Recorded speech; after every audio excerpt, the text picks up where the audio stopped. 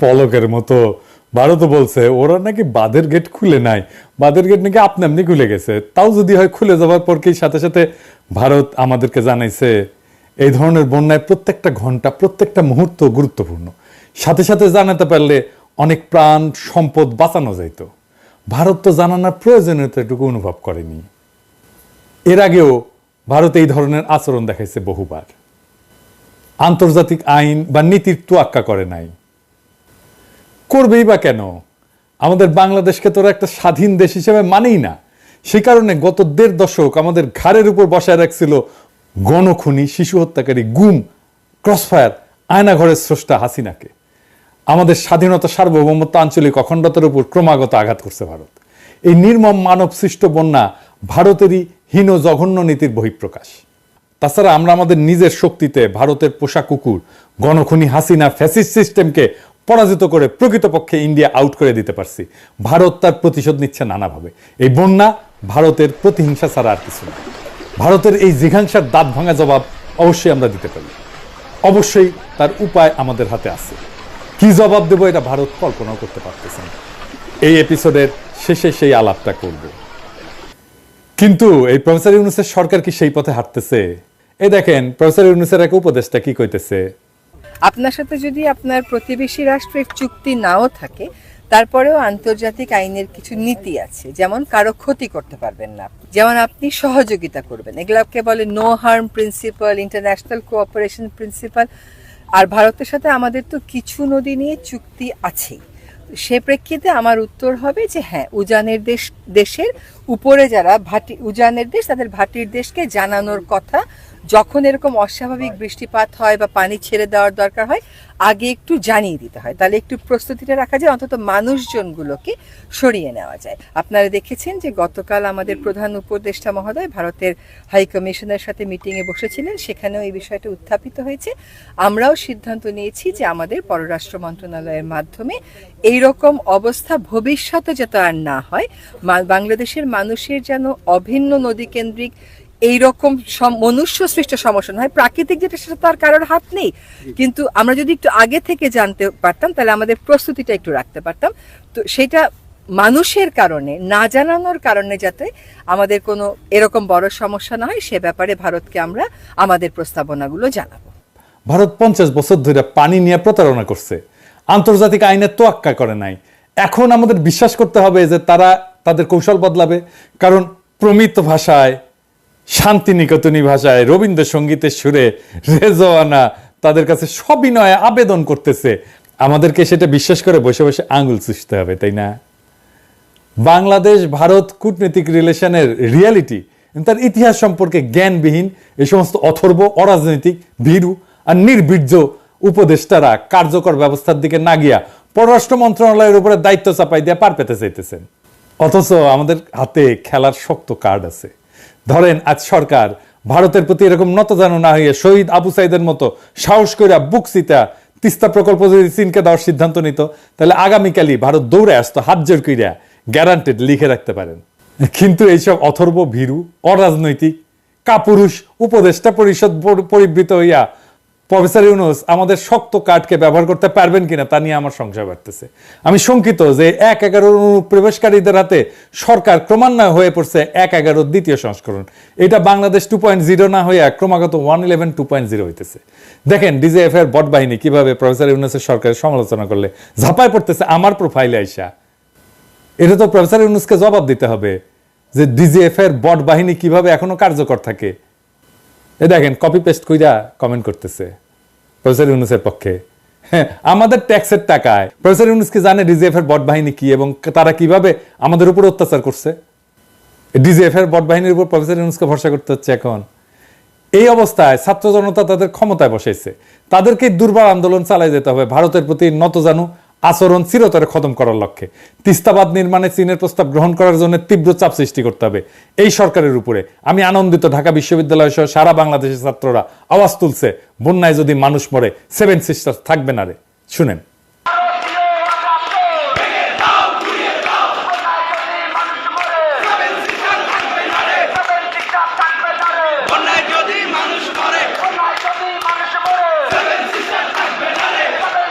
থাকবে না রে।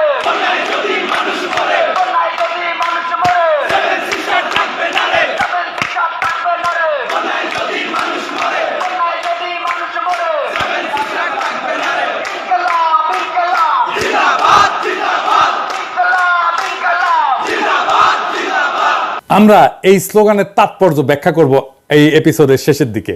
আর এই উপদেষ্টারা যারা এই ছাত্রদের রক্ত মারায় ক্ষমতা উপভোগ করতে আসছে, তারা মিন করে কথা বলে। আমি বলতেছি না যে এটা বিপ্লবী সরকার হয় নাই।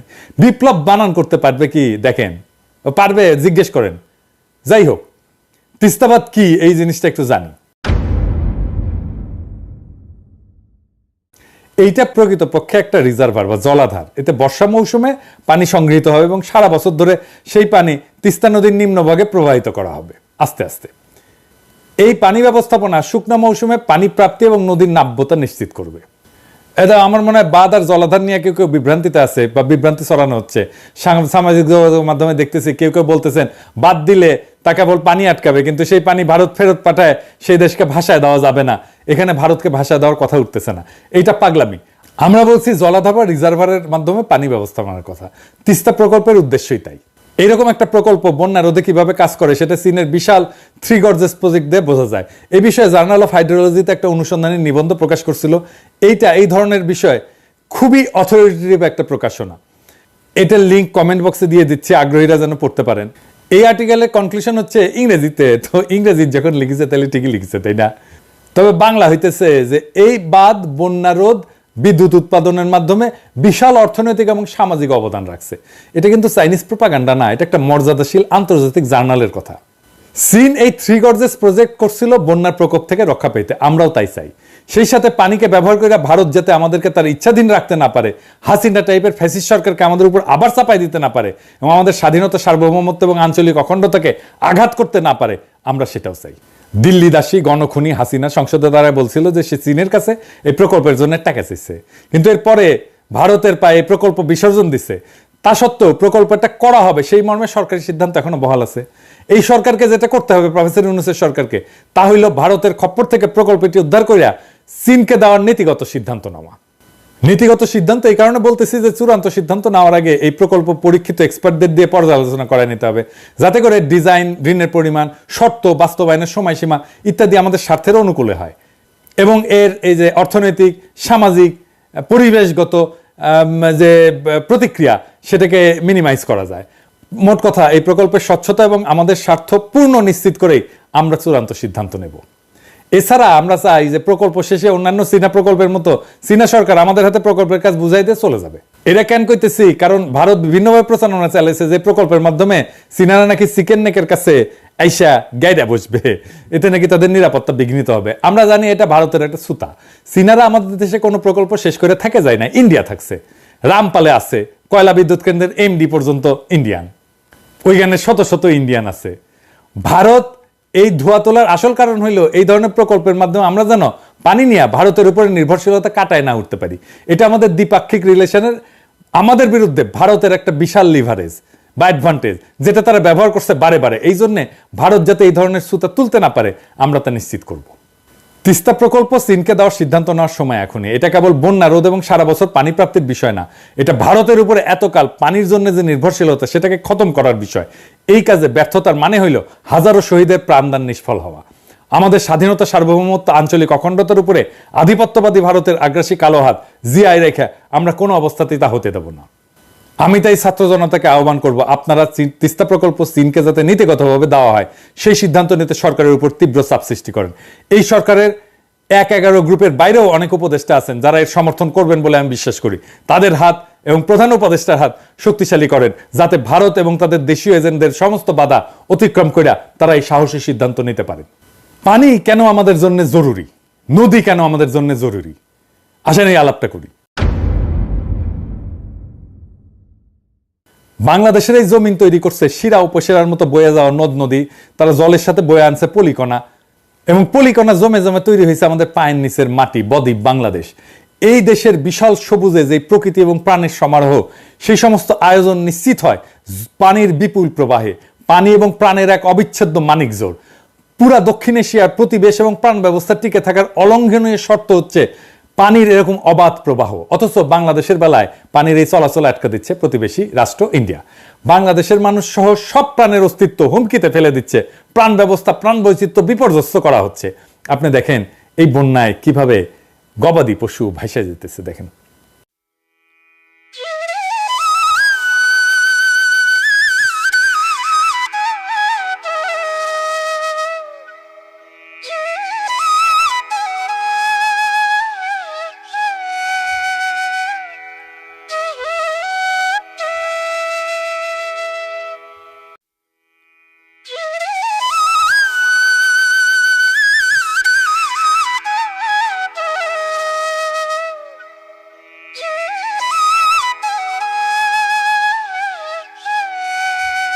ভিটেমাটি জীবন জীবিকা হারানোর কষ্ট এবং ক্রোধ বুকের মধ্যে নিয়ে নিরুপায় মানুষেরা ছড়ায় পড়ছে তারা এখানে সেখানে। বাংলাদেশের মতো ছোট রাষ্ট্রের সাথে ইন্ডিয়ার এই বৈরীভাব, অভিন্ন আন্তর্জাতিক নদীগুলোর নিজেদের অংশে বাঁধ, ব্যারেজ, ড্যাম, নদী সংযোগ প্রকল্পের মাধ্যমে গায়ের জোরে একতরফাভাবে পানি প্রত্যাহার করতে থাকা, এইসবের বুঝি আর কোনো শেষ নাই। দুশ্মনীর এই ধারাবাহিকতা যদি ইন্ডিয়া বজায় রাখে তাহলে এই সংকট যে কোনো সময় তুমুল প্রতিরোধের রূপ নিতে পারে। আর সেই তুমুল প্রতিরোধ কোনোভাবেই এতদিন ধরে চলে আসা বাংলাদেশ ইন্ডিয়ার দ্বিপাক্ষিক সমস্যা হিসেবে থাকবে না। কিন্তু কেন থাকবে না, কেন এই দুই দেশের সীমানা ছাড়ায় এটা বাইরে ছড়ায় পড়বে? সমস্যার কি এমন গুণগত পরিবর্তন এবং চরিত্রগত ভিন্নতা তৈরি হয়েছে? কি কি নতুন উপাদান এসে যুক্ত হয়েছে এর মধ্যে? এখনকার আলাপ এটা নিয়ে। ইন্ডিয়ার পানি সন্ত্রাসের সম্ভাব্য পরিণতি কি হতে পারে তা নিয়ে আমি একটা গল্প বলবো, না আমার বানানো গল্প না, এটা থ্রিলার। লিখছেন যুক্তরাষ্ট্রের সদ্য সাবেক এক ইন্টেলিজেন্স কর্মকর্তা ডুয়ান ইভান্স। 2007 সালে সিআইএ এর দায়িত্ব থেকে অবসরে যাওয়ার পরে এই আমেরিকান গোয়েন্দা কর্মকর্তা এই ডুয়ান ইভান্স একটা স্পাই থ্রিলার লেখে, নাম হইতেছে নর্থ ফ্রম ক্যালকাটা। এই ভারতের দাদাগিরি পানি সন্ত্রাসের কারণে কি বিশাল পরিণতি ডেকে আনতে পারে তার একটা ইঙ্গিত দেওয়ার চেষ্টা করছেন ইভান্স তার উপন্যাসে। নর্থ ফ্রম ক্যালকাটার এই বইয়ের প্লট হচ্ছে ফারাক্কা ব্যারেজ। একটা সন্ত্রাসী হামলায় ফারাক্কা ব্যারেজ উড়ায় দেওয়ার পরিকল্পনা সুতা ধরে একটু একটু করে আগাইতে থাকে উপন্যাসের কাহিনী। বইটাকে শুধু স্পাই থ্রিলার বললে সবটা বলা হয় না, এটা আসলে আন্তর্জাতিক দক্ষিণ এশিয়ার আঞ্চলিক রাজনীতিতে ক্ষমতার ভারসাম্যের লড়াই, পানি এবং প্রাণ সম্পদের উপরে কৌশলগত নিরাপত্তাজনিত নিয়ন্ত্রণ কায়েমের রাজনীতি ইত্যাদি বিষয়ে এমন একটা ভাষ্য যার কাঠামোটা উপন্যাসের, কিন্তু উপন্যাসের চরিত্র হচ্ছে গোয়েন্দা গল্পের। গল্পটা খুব টান টান, নানা মাত্রার আর সম্পর্কের যোগসূত্র তৈরি করা হয়েছে এই গোয়েন্দা ভাষ্যে। ঘটনা হইতেছে ফারাক্কা ব্যারেজের 25 বছর উদযাপন উপলক্ষে একটা বড় উৎসবের আয়োজন করছে ইন্ডিয়া, মানে চাকভুম কইয়া ড্যান্স দিবে। এই দুইটা শেয়ার আর তো দেন অনেকদিন শুনি না এটা হয়েছে। সেইখানে এই প্রকল্পের মূল স্থপতিকে বিশেষ সম্মাননা প্রদান করা হবে। একে উপলক্ষ করে স্থাপনা এবং নির্মাণ খাতে ইন্ডিয়া কত বিশাল বড় তালেবর এই সাফল্য এবং শক্তি প্রদর্শন করবে আর কি। বিভিন্ন দেশের রাষ্ট্রদূত বড় ব্যবসায়ী বড় বিনিয়োগকারীকে আমন্ত্রণ জানানো হয়েছে এই অনুষ্ঠানে। আর অ্যাটমিক ডেমোলিশন দিয়া ফারাক্কা ব্যারেজের এই 25 বছর পূর্তি উৎসব জমকালো উৎসবকে জয় বাংলা করে ফারাক্কা ব্যারেজ উড়ে দেওয়ার কাছে রওনা হয়েছে একদল যুবক 7 জনের। এই কাফেলার 7 জন বাংলায় কথা বলে। সমস্যা সমাধানে বাংলাদেশের সব কূটনৈতিক প্রচেষ্টা যখন বিফল, বাংলাদেশের অস্তিত্বের প্রতি যে হুমকি যে ব্যারেজ, সে ব্যারেজ বিষয়ে জাতিসংঘ যখন কিছু করতেছে না, তখন সেই ব্যারেজ উড়ায় দেবে বাংলায় কথা বলা 7 জন যুবক। এইটা হইতেছে এই উপন্যাসের উপজীব্য। এরা কারা? তারা কি এই মরুপ্রায় শুকনা নদীর স্তরে জীবন জীবিকার শর্ত হারানো উন্মূল কেউ? তারা কি এমন কেউ যারা ভিটামাটি হারায় উদ্বাস্ত? ফারাক্কা ব্যারেজে হামলার পাশাপাশি 12 ঘন্টার মধ্যেই আবার উত্তর পূর্ব ইন্ডিয়ার স্বাধীনতাকামী বিদ্রোহীরাও যুদ্ধ শুরু করবে এই উপন্যাসে। চারিদিক থেকে কোণঠাসা কইরা যাদেরকে এই সমীকরণে ঠেলে দিছে ইন্ডিয়া, তারা যুক্ত হয়েছে এই সমস্যার সাথে অনিবার্যভাবে। কি হইতে যাচ্ছে তাহলে? কি করবে বাংলাদেশ সহ এই অঞ্চলের মানুষ? কল্পনা আর নিরাপত্তা ঝুঁকির অনুমান নির্ভর এই গোয়েন্দা ভাষ্যে সম্ভব অসম্ভবের মানচিত্র ফুটে উঠছে। সেখানে বঞ্চনা, ক্রোধ, অসহায়ত্ব প্রতিশোধের বারুদে কি অগ্নিশিখা জ্বলে উঠবে? তাছাড়া যেভাবে বাস্তব ক্ষেত্রে প্রস্তুত হচ্ছে তাতে কইরা কি ঘটবে ইভান্সের এই উপন্যাসের বাইরে? বইটা পড়বেন। এই বইয়ের রাজনৈতিক ভাষ্য আমি দেখলাম ঢাকা বিশ্ববিদ্যালয়ের স্লোগানে, বন্যায় যদি মানুষ মরে 7 সিস্টার্স থাকবে না রে।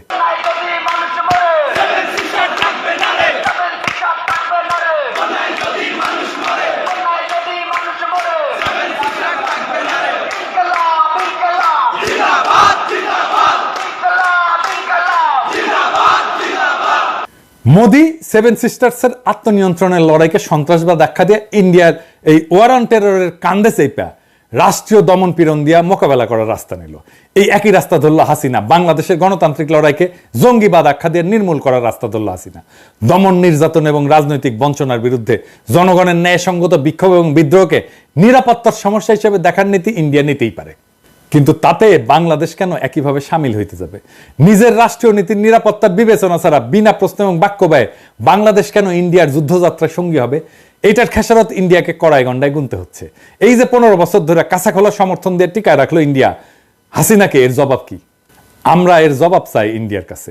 ভারতীয় পণ্য বয়কট আন্দোলনে বলছিলাম আমাদের চাওয়া খুব সামান্য, হাসিনাকে বলে একটা নিরপেক্ষ অংশগ্রহণমূলক নির্বাচন দিতে বলো। আমরা দায়িত্ব নিচ্ছি ভারতের সাথে একটা পারস্পরিক মর্যাদার সম্পর্ক নিশ্চিত করব। ইন্ডিয়া পাত্তা দেয় নাই। আন্ডার এস্টিমেট করছে। এই হরিদাস পালের কথা সেজন্য পাত্তা দেয় নাই। ইন্ডিয়ার লজ্জাজনক পরাজয় হয়েছে মাত্র 6 মাসের মধ্যে। গতকাল যখন ভারতীয় দূতাবাসের দিকে তারেকরা মিছিল নিয়ে যাইতেছিল, দূতাবাসের কর্মচারীরা ভয়ে পলাইছে।